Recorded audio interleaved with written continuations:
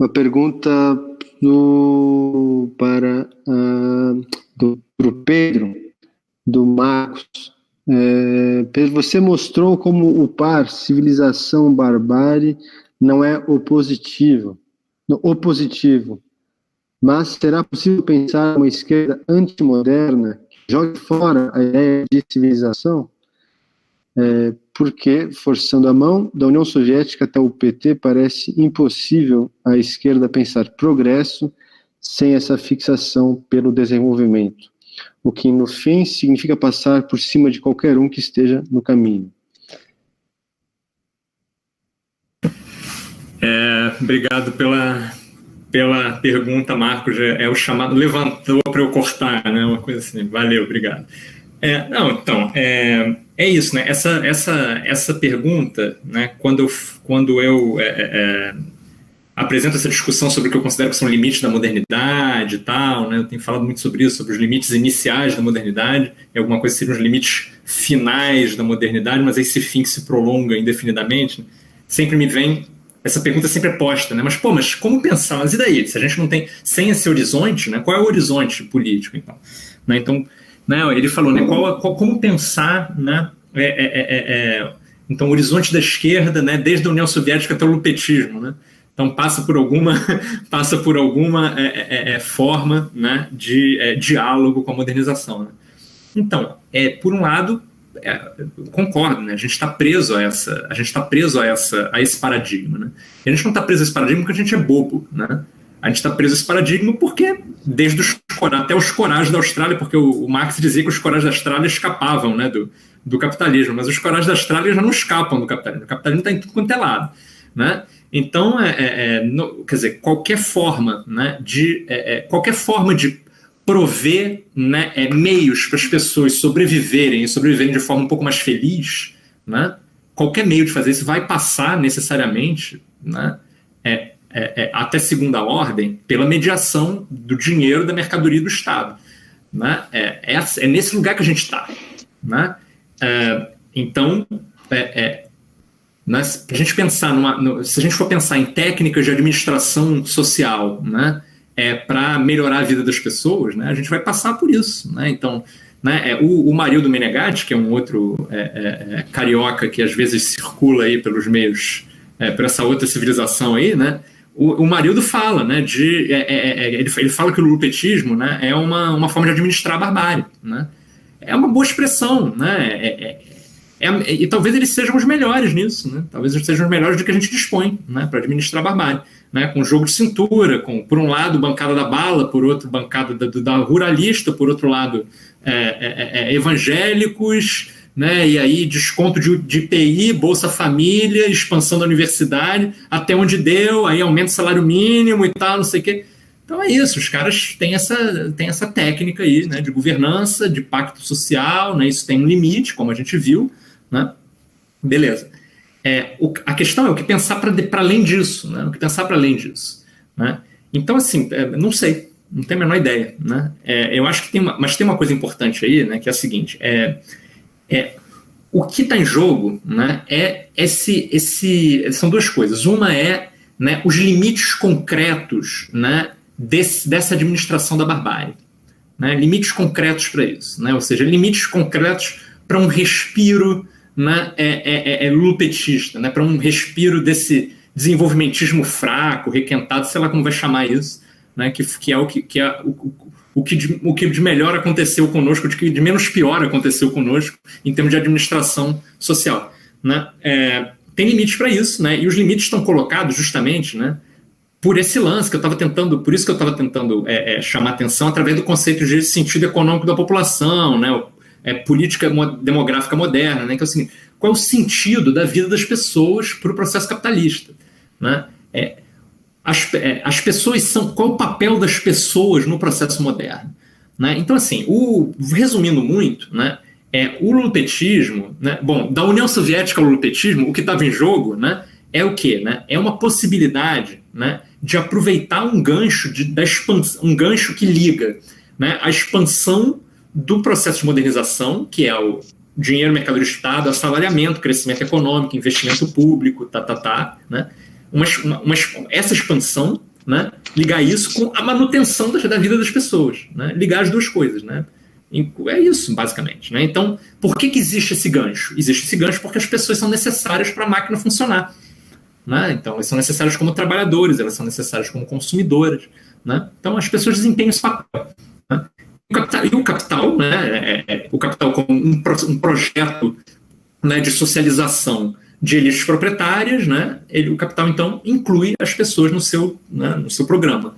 Só que isso tem um limite, né? Então, isso tem oscilações históricas, isso tem limites objetivos. Então, vou lançar um troço aqui, que é um texto que me chamou muita atenção, né, que na época que o lulopetismo, né, que o Lula estava virando essa personalidade internacional, olha, esse cara é um gênio, olha só, ele promoveu um pacto de classes, ele está expandindo o consumo, está expandindo o emprego, né, olha só que maravilha. Nessa época, né, tiveram uns caras, né, eu cheguei a esses caras pelo Stephen Graham, naquele Cidade Sitiada, né, teve uns caras, né, do Citigroup, que escreveram um texto que na época ficou relegado às trevas, porque ninguém queria saber daquilo, né? Um texto sobre plutonomia, né? Plutocracia, né? Eles usam plutonomia, né? Então, né, esses caras, né, são dois textos de 2005 e 2006, né? O que eles defendem é o seguinte, eles fazem uma análise do crescimento econômico americano, né? E eles dizem o seguinte, olha, os Estados Unidos mostram, né, resumindo muito a parada, né, esses textos são fáceis de achar, né, eles dizem que os Estados Unidos mostram que, né, a expansão, né, do consumo, né, que aquelas discussões sobre trickle-down economics, né, essa coisa de que você, né, expande a base da pirâmide para, né, tornar essa galera trabalhadores e consumidores, que isso é desnecessário. Né, eles estabelecem lá, né, com os meios científicos de que a economia dispõe, né, eles estabelecem que, né, você tem uns 10% da população mundial, né, que é todo mundo que é milionário. Né? Então, os milionários, né, toda a demanda econômica do capitalismo provém desses milionários. Então, o resto da população, esses caras são os drivers of demand, né, é a expressão que eles usam, acho que é uma expressão muito boa. Né? A demanda econômica vem dessa população aí. Né? E o resto, foda-se. Se morrer, morreu. Se viver, viveu. Né? Na prática, né, o capitalismo funciona com a base na demanda econômica dessa galera aqui. Né? Essa ideia é uma ideia importante e ela é tenebrosa. Né? O que esses caras estão dizendo. Eles estão dialogando, então, com aquela onda, né, de neo-desenvolvimentismo fraco, né, que o lulopetismo foi uma expressão importante, estão dialogando com esses caras dizendo isso aí não é necessário, isso aí pô, que é maneiro, bonito e tal, mas isso não é necessário. Né? O que a gente está vivendo hoje é a prova disso. Né? Quer dizer, por que você tem uma aliança política, né, tão ampla? Né? Então, por que os mesmos caras, que o Lula foi lá, botou o bottom do PT nos caras, então, por que esses caras agora estão aprovando essa política genocida? Né? Porque eles estão bilionários, né? O número de bilionários cresceu no Brasil. Então, é isso, esses caras, né, estão se dando muito bem, porque, né, a importância demográfica, né, moderna é variável, e no caso, o que está sendo mostrado é que as pessoas não são necessárias. Então, esse é o limite da administração da barbárie, esse é o limite, né, de uma política progressista, para usar os termos do Marx, né, amparada no processo de modernização. Né? A modernização prescinde das pessoas. Né? Isso aí devolve lá para a fala do Paulo. Né? Quer dizer, essa ideia da guerra civil, da guerra permanente, né, não diz outra coisa que isso. Quer dizer, a gente está num processo em que a civilização moderna está eliminando, né, uma parte da população. Né? Tá deixando morrer por um lado e, por outro lado, eliminando ativamente. Né? Isso é que torna indistinguível, né, a guerra e a paz. Né? O Rio de Janeiro é isso. Né? A polícia mata todos os dias. Né? Quer dizer, é aquela história, e o Witzel foi eleito assim, nosso governador, que foi, né, que está aí sofrendo, que foi tragado pela judicialização da qual ele mesmo era uma expressão. Né? Esse cara, né, ele falava, né, o programa de governo dele era tiro na cabeça. Né? Era um cara com um rifle, um helicóptero mirando na cabecinha. Isso era a política de segurança do cara. Então, né, esse processo, né, de genocídio sistêmico, né, é o limite, né, da modernização. A modernização convive com ele. Né? Essas pessoas não são necessárias, a modernização convive com ele. Então, esse é o limite. O que há para além disso? Né? Para além disso, não há nada. Né? Não há nada. Para além disso, quer dizer, o que é dado para nós? Assim, nada. Tá? É a ideia de pensar que isso poderia terminar. Né? Mas como que isso vai terminar se você... Né, eu tô citando coisas que eu acho que aprendi com Paulo Arantes. Né? Como que você vai terminar isso se não tem diferença entre guerra e paz? Como que você vai terminar isso? Não termina, isso não termina. Né? Não tem mais para onde exteriorizar isso, né? Porque a colônia era um pouco isso. Né? Então, esse processo de guerra endêmica, sistêmica, a gente exporta e a gente, né, organiza a paz aqui. Mas aí, o que você tem hoje é essa multiplicação das periferias. Né?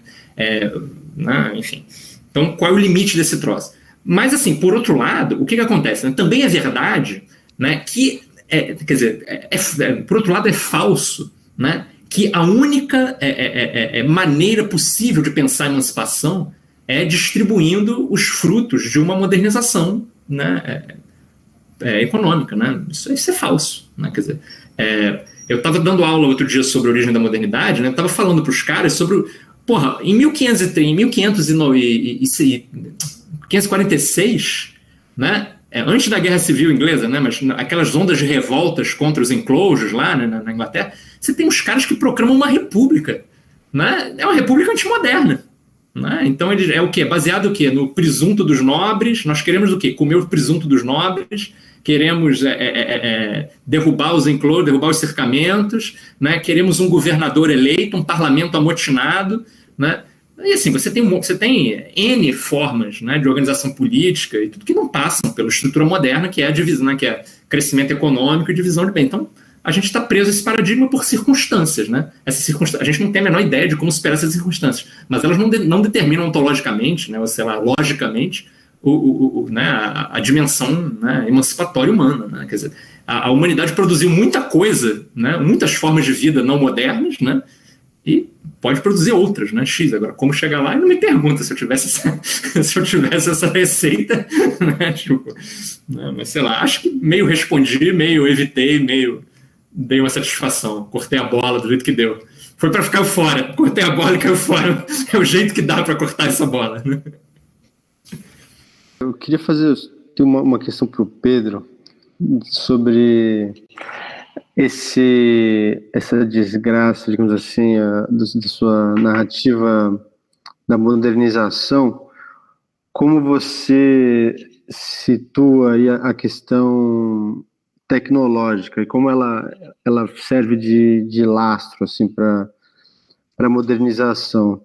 Porque me parece que tem um ponto decisivo assim, de ruptura, que é a Primeira Guerra Mundial, que eu acho que é eu estava lendo esses dias um livro que saiu em português agora do Kozelek, o História de Consciência, e tem uma hora que ele fala tem um textinho lá sobre progresso, e aí ele fala que o que dá sustentação da ideia de progresso, o que dava o chão dessa ideia de progresso é quando todos os vários diversos progressos viravam né? Quer dizer, então você tem progresso, ele tinha o progresso técnico, uma coisa, o progresso das artes, da ciência, e ele vira uma coisa só, né? E aí, na Primeira Guerra Mundial, parece que, de fato, você tem essa ruptura, por isso que um pouco um pânico dos progressistas, em que você desvincula a ideia de progresso técnico e a ideia de progresso social. Né? Quer dizer, ou seja, não é mais auto-evidente, me parece que a partir daí, justamente, que não é mais auto-evidente que o progresso tecnológico ele é portador de progresso em geral, né? Não à toa você aparece lá o que o americano lá, o Geoffrey Hirth vai chamar de modernismo reacionário, que são o quê? São os fascistas tecnófilos, digamos assim.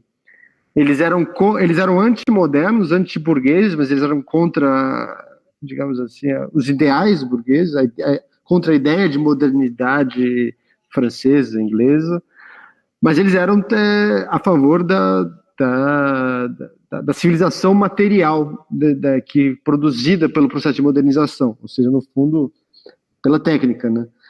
Então, e parece que ali seria, digamos assim, um ponto de viragem que você tem, que o Gunter vai chamar depois de discrepância prometeica, que é o que o Benjamin já está falando ali, né? Pô, é isso, barbárie é isso, a coisa, o progresso técnico, ele ultrapassou completamente a nossa capacidade humana de, sei lá, de pensar, agir, etc. Né?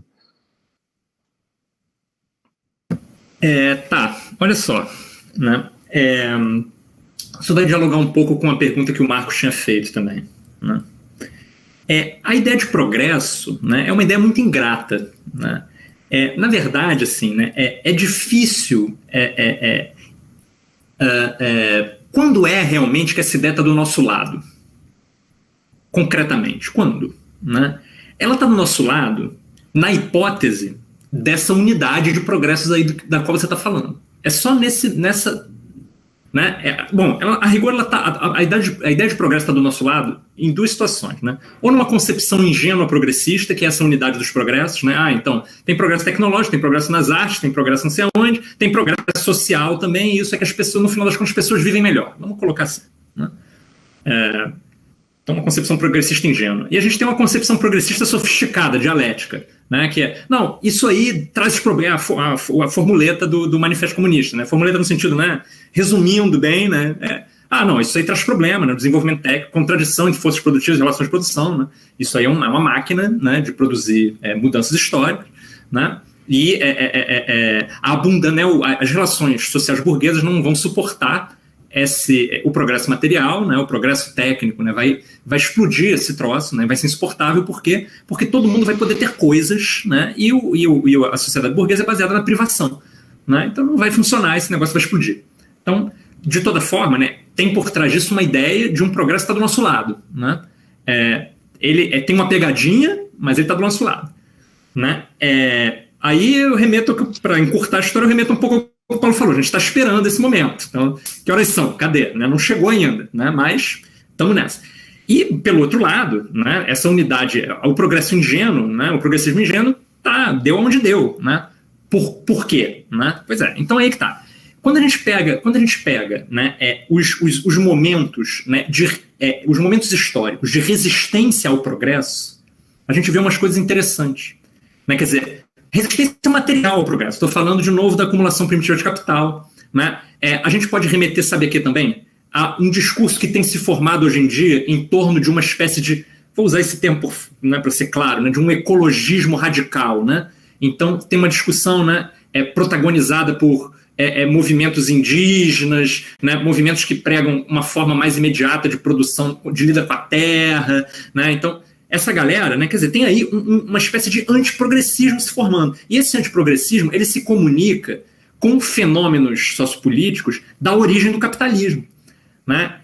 Que é o quê? Quem eram esses caras, né, que reagiam, né, ao progresso econômico? Isso é uma coisa curiosa, inclusive eu tenho que falar um troço aqui que é importante, que é o seguinte.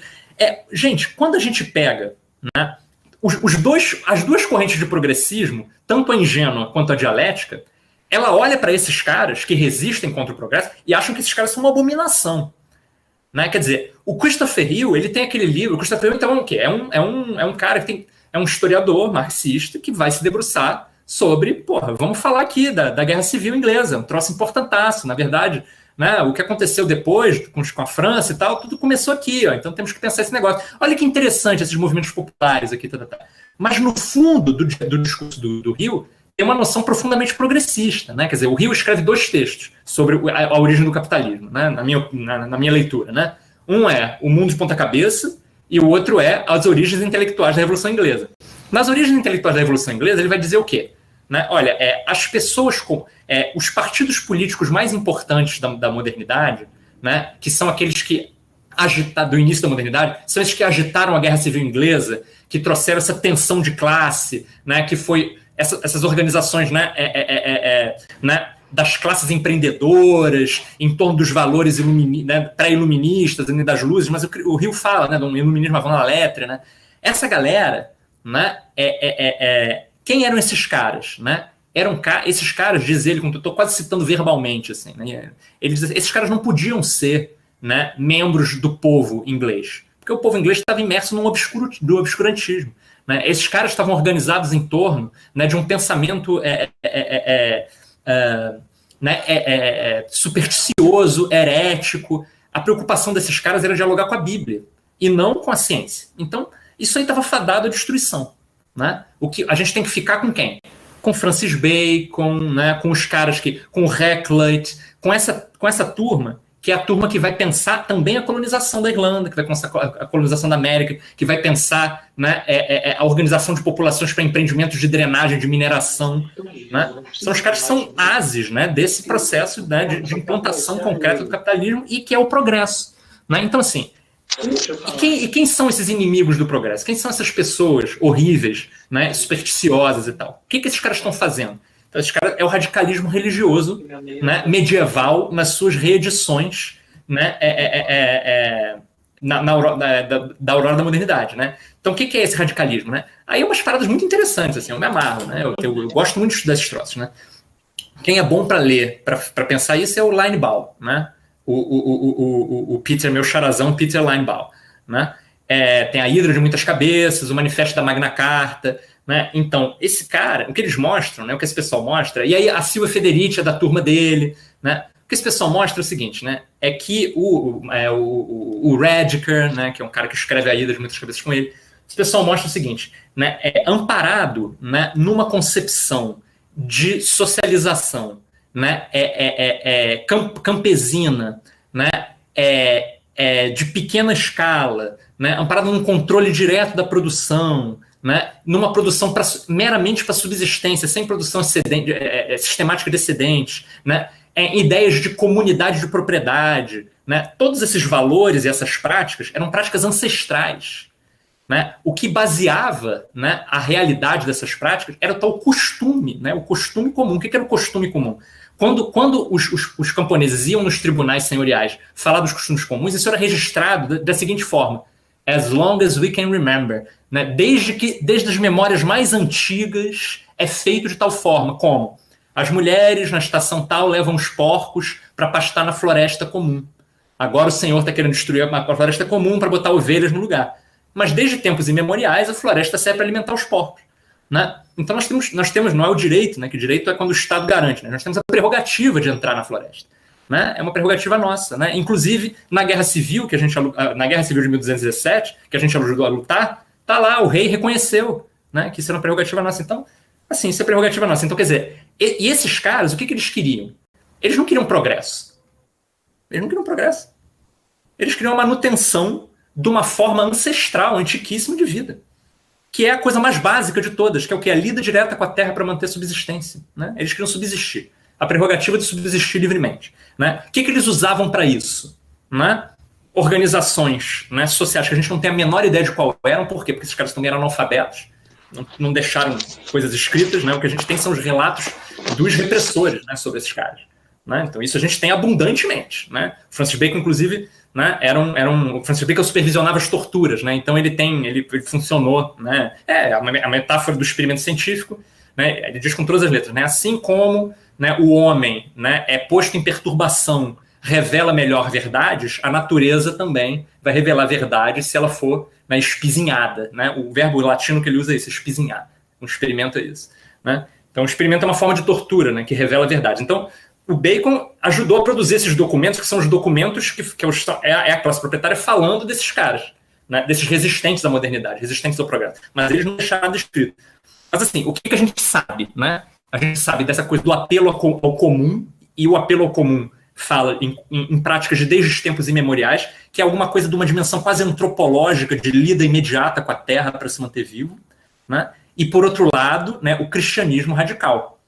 Né?